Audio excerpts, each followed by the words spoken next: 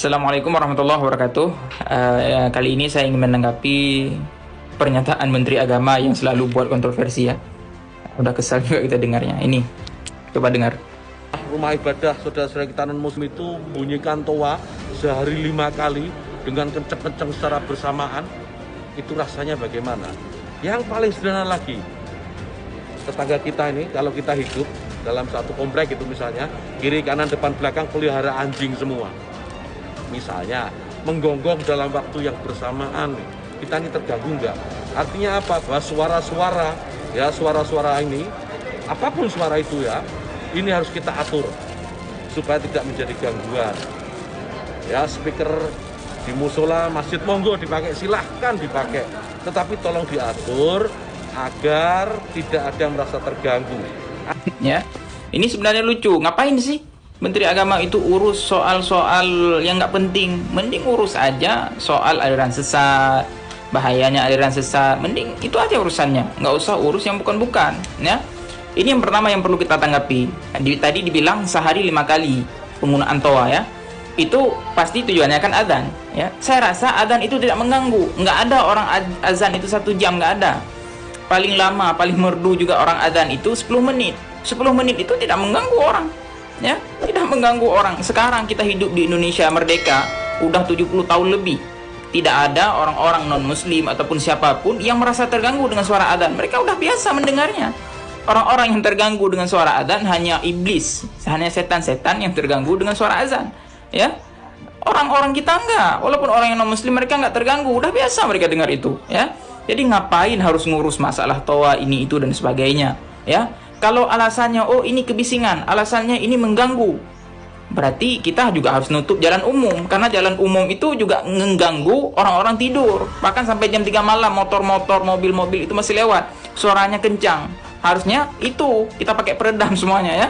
Jadi ngapain sih ngurus masalah yang bukan-bukan seharusnya? Ayolah Pak Menteri Agama, kami mohon ya, janganlah Bapak menyuarakan ataupun buat peraturan yang tidak sesuai dengan apa yang ada di lapangan. Demi Allah Pak, suara adzan itu sama sekali tidak mengganggu ya. Ya. Nanti kalau Bapak buat aturan itu, semua orang akan nuntut. Semua orang nanti konser disuruh batalkan, acara-acara hajatan ada musik-musik disuruh batalkan ya. Ini kenapa fokusnya ke adzan aja? Konser-konser banyak, dangdutan banyak, kenapa itu nggak dipermasalahkan ya? Ini janganlah, apalagi nanti ada pelarangan takbir, dibatasi sampai jam 10 malam. Na'udzubillah. Di mana ciri khas kita sebagai orang Islam? Masa takbiran nggak boleh lagi? Masa takbiran dibatasi nggak boleh pakai toa lagi? Masya Allah. Ya, mudah-mudahan teman-teman yang pakai media semuanya, ayo kita suarakan kebenaran. Mudah-mudahan peraturan ini tidak berlaku di Indonesia. Amin, amin ya Allah.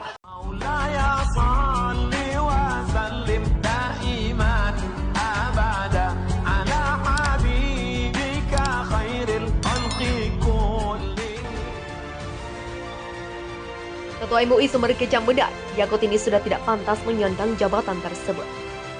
Ketua Majelis Ulama Indonesia Sumatera Barat Gus Rizal Ghazahar mengecam pernyataan Menteri Agama Yakut Holil Kaumas yang membandingkan penggunaan volume pengeras suara di masjid dan musola dengan gonggongan anjing. Dia menuturkan, pernyataan Yakut tersebut telah menimbulkan kegaduhan. Alih-alih mengurus umat beragama agar bisa nyaman menjalankan agama, malah membuat gaduh, ujarnya kepada padangkita.com, Kamis 24 Februari. Dia menilai Yakut perlu meneruskan pernyataannya. Jika tidak, maka pernyataan menak tersebut bisa menjadi pembuka pintu pelecehan terhadap agama, terutama Islam.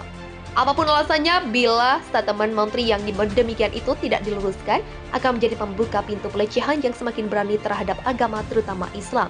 Begitulah lengkapnya. Gus Rizal menyebutkan Yakut selama ini kerap melukai umat Islam melalui pernyataannya. Saya pribadi melihat bahwa Yakut ini sudah tidak pantas lagi menyandang jabatan tersebut karena sudah terlalu sering umat Islam dilukainya. Begitulah tandasnya. Gus Rizal berharap Menak bisa memperbaiki gaya komunikasinya dan berhati-hati mengeluarkan pernyataan.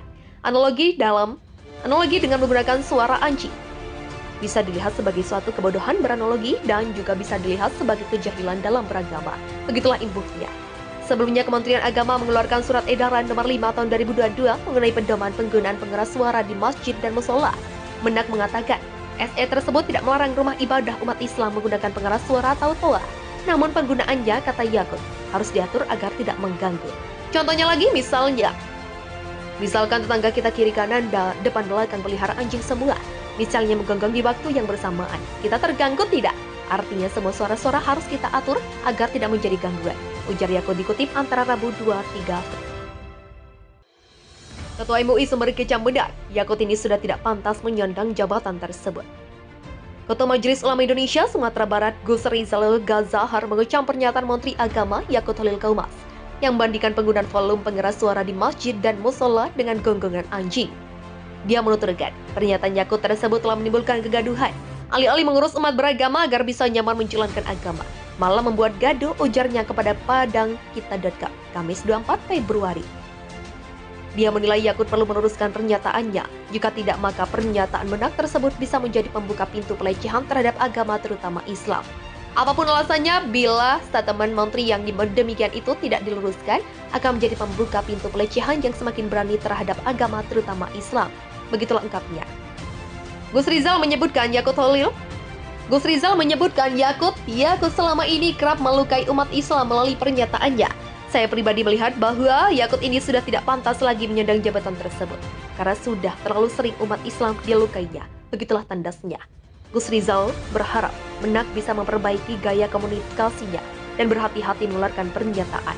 Analogi dengan menggunakan suara anjing bisa dilihat sebagai suatu kebodohan beranalogi dan juga bisa dilihat sebagai kejahilan dalam beragama. Begitulah imbuhnya. Sebelumnya, Kementerian Agama mengeluarkan surat edaran nomor 5 tahun 2022 mengenai pedoman penggunaan pengeras suara di masjid dan musola. Menak mengatakan, SE tersebut tidak melarang rumah ibadah umat Islam menggunakan pengeras suara atau toa. Namun penggunaannya, kata Yakut, harus diatur agar tidak mengganggu.